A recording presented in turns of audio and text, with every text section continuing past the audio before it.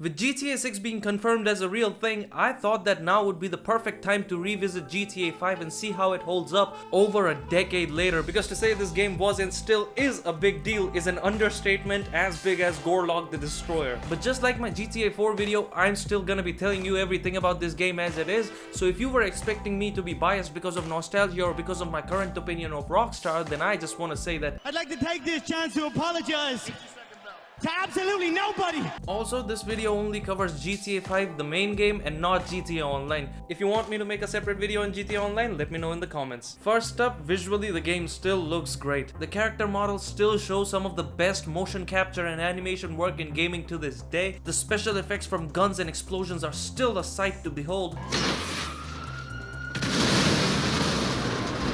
The amount of detail in every single nook and cranny of this game is unbelievable, man. GTA 5's attention to detail to even the most mundane, minute stuff is truly jaw-dropping. 99% of games releasing today don't even come close to sniffing the boots of how detailed this game and its world really is. That being said, I do have a few problems with the visuals. The vehicle damage in the game is good, but it's not as good as GTA 4. Also, some of the textures haven't aged very well, but the main problem is that they haven't been updated even with the third re-release of this game. The only thing this expanded and enhanced edition expanded and enhanced was the size of the wallets of those greedy corporate overlord bastards over at Rockstar Games. Coming back, GTA 5 is the most vibrant out of all these games, man, right up there with Vice City. When you're driving during the beautiful pink and orange sunset, this game's vibe is kind of unmatched. I swear when I first looked at the city side of San Andreas from a distance at nighttime, I was literally speechless. But I was still better than this idiot right here. Just look at this, man. I'll talk more about the city in the gameplay section of this video. And the performance of the game is also fantastic. This was and still is one of the best optimized PC ports of all time, which really makes you wonder what the hell went wrong with Red Dead Redemption 2's PC launch. GTA 5's story opens in the past in 2004, where three criminals, Michael, Trevor, and Brad, rob a bank in North Yankton, but they are ambushed by the police. During this shootout, Brad dies, Michael gets hit, and Trevor is forced to flee alone. But surprise, surprise, turns out Michael actually faked his death and entered the witness protection program. Cut to 9 years later, where Michael, now a retired criminal, meets Franklin, a young street hustler, and they pull off a heist together. Trevor, Michael's former partner who thinks he's dead, sees the news because of this robbery and tracks him down. Trevor is rightfully angry but still agrees to work with Michael and Franklin again. Now these three doofuses are forced to do jobs for the FIB, definitely not the FBI, and a drug lord named Martin Madrazo. Plus they also plan their own cheeky schemes and heists. The rest is up to you to find out, and I won't spoil anything major. This time around, for the first time in GTA history, the game follows the story of three main protagonists. Franklin, who is a level 10 thug wanting to be a level 100 mafia boss, but to do that, he must first get rid of that yee-ass haircut he's got. Trevor, who's the perfect representation of how gamers actually play this game. And Michael, who's the man of the house in a shitty family, where his son is a pothead, his daughter aspires to be a porn star, and his wife is an absolute whore. It was a misunderstanding. She fucked a prick in my bed. By the way, if you're enjoying this video till now, please be sure to like it and subscribe to the channel. It helps me out a lot and I really appreciate it, my dudes. Sean Fontano, Ned Luke, and Steven Ogg, along with the rest of the cast, put in some of the best acting performances to grace the medium of video games. Oh, you're full of shit! All you ever did was ignore them, and now that they're gone, you miss them! Fucking incredible! I'll tell you what's incredible! Fucking incredible! Hey! You mother... Hey! What? Enough! You got me out here. You wrote me into your crazy world of bullshit. If it was lies, new age shit, and arguments about how good life used to be, I could have stayed my ass in Los Santos. Hello, Franklin. What's up? The writing here is just S tier, man, and there are so many times where I was genuinely laughing my ass off. What you trying to say? You want me to jack you off or something? Jesus, no. God, no. Of course not. Unless... Man, you's a sick fiend. There's also three different endings which are vastly different from each other, but there is one big problem with the story which is especially noticeable coming from GTA 4 to GTA 5, and that is the lack of any real seriousness. GTA 4 excelled at balancing those moments with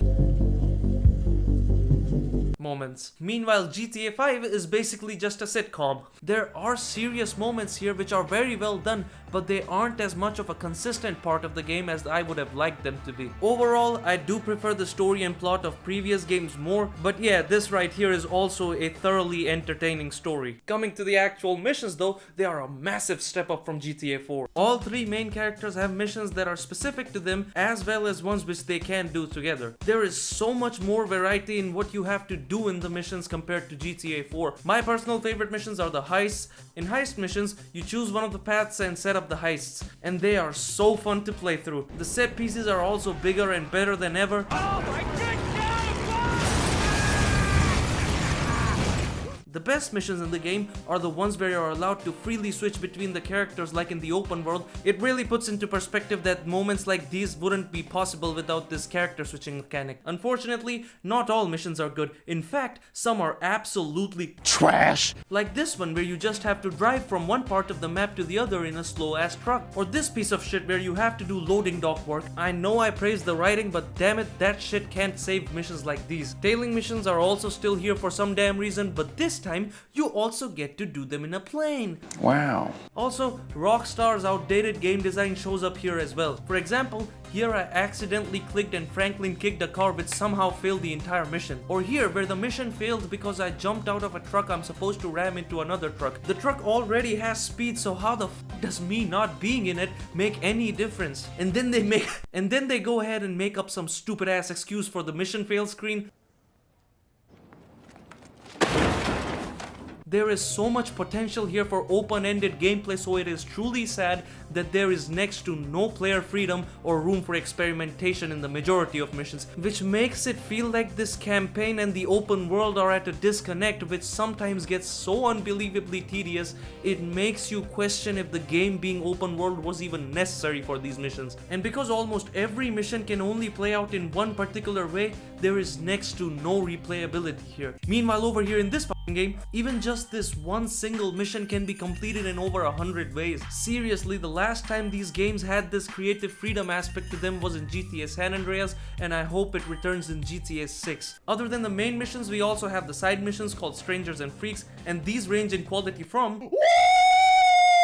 Yeah, baby! to Literal doo-doo water. These missions are strictly character specific, and while you may encounter the same freaks, the three main characters can't do these missions together. Some missions are unlocked automatically, while for others, you have to find collectibles, and considering how the collectibles are The biggest piece of dog shit. these ones just aren't worth the hassle. Michael's Strangers and Freaks are alright, Trevor's are mostly good, but Franklin's got the best Strangers and Freaks missions in the game, and these come in the form of these stunt missions you do with Dom. These are always fantastic and fun to play through, like it's awesome that we have set pieces like this in side missions, which is all the more baffling because Franklin also has the worst side missions in the game. Damn it, I'm sick of the tow trucks. That's it.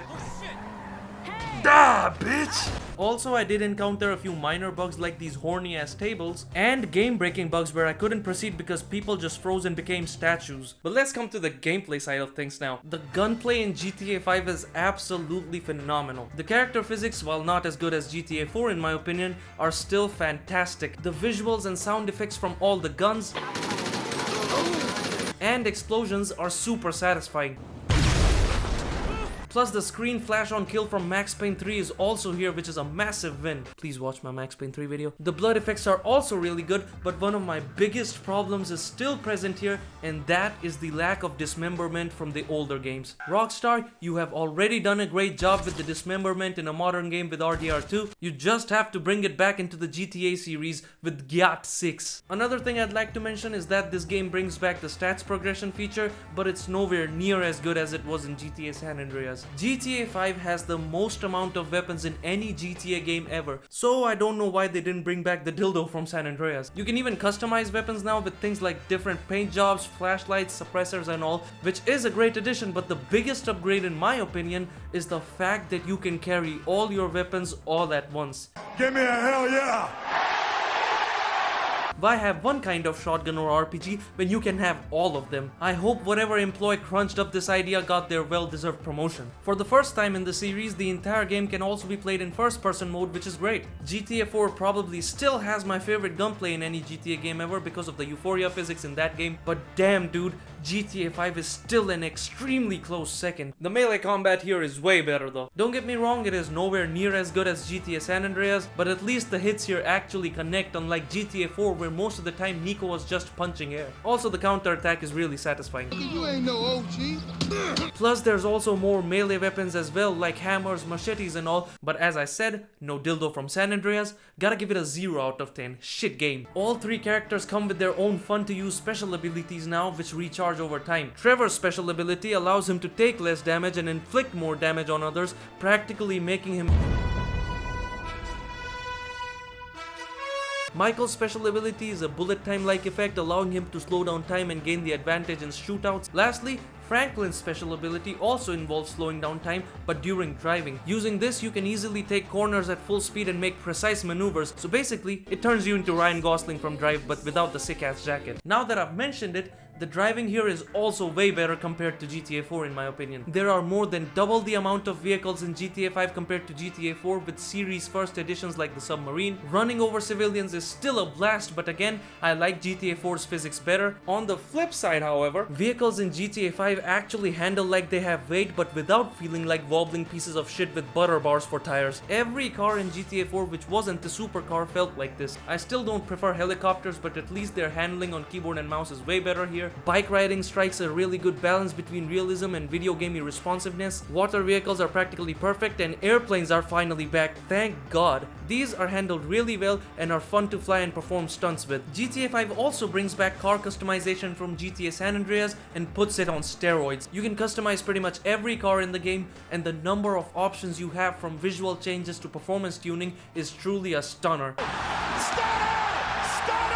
And the songs during all of it are a freaking bop. Certified hood classics, bro. We got Still Dre, I Want It That Way, not to mention the fact that this game was my first introduction to songs like Moves Like Jagger. And you might not have paid attention to this fact, but GTA 5 is currently the only GTA game which has an actual background score, and it is a goddamn masterpiece. The music is so iconic and easily distinguishable. It adds to the atmosphere and ambience a lot while also providing an amazing dopamine rush during combat. The music is such an incredible mix of synthwave and other music genres that really adds to that action movie feeling. Seriously, on the audio side of things, this game is a 10 out of 10 on all fronts.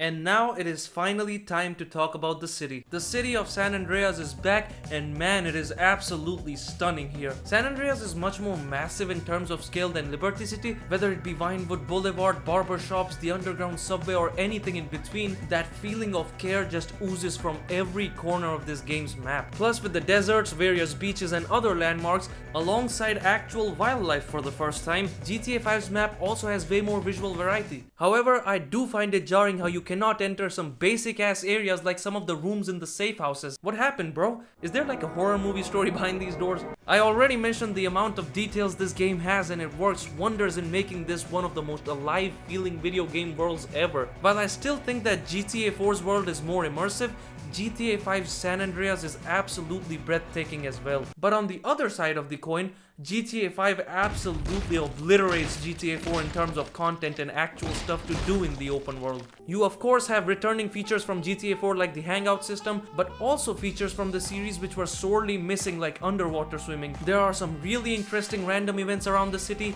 the strippers are better, the hookers are better, each character can get their own specific tattoos, clothes and hairstyles. The wardrobe system overall is better than it's ever been. You can hang out and play with Franklin's dog, who is the best character in the game. Trevor has these really fun rampage missions where you basically play GTA Doom Edition. You can do triathlons, play tennis, take rides at the amusement park, play golf, go skydiving, go racing, and so much more that I can't possibly cover in one video. Hell, there's even a fully functioning stock market in the game. Now it's a GTA game, so of course you're gonna fuck around and be an absolute menace to society. Now what do we have here? Can't fool me anymore, brother! The wanted system is back, but now it goes up to 5 stars instead of 6. Fighting the cops is still insane levels of fun. Ah yes, the average American home decor. The cops are just the right amount of aggressive, and with all the new additions to the gunplay I mentioned before, you can be an absolute powerhouse here. And it all can be made even better with the cheat codes. While the cheat library isn't as insane as GTA San Andreas, it is infinitely better than GTA 4. You can have shit like super jumps, super sprints, exploding bullets, hell even exploding punches. There are no mods at work in the footage you're seeing right now. You can be an Avengers level threat with just the cheat codes, and it's just so much fun, man. In conclusion, while it's not my favorite game in the series and there are things that its predecessors do better, GTA 5 is still a higher quality game than the majority of games coming out today. It is such a complete package that serves as a reminder of what Rockstar used to be before they gave into the greed. This is and always will be one of the most influential games ever made, and I believe it does deserve all the recognition it has. I don't need to sell you on this game because you probably already have it. I just use this video as an excuse to talk about it. Thank you so much for 5,000 subscribers, my dudes. See you next time.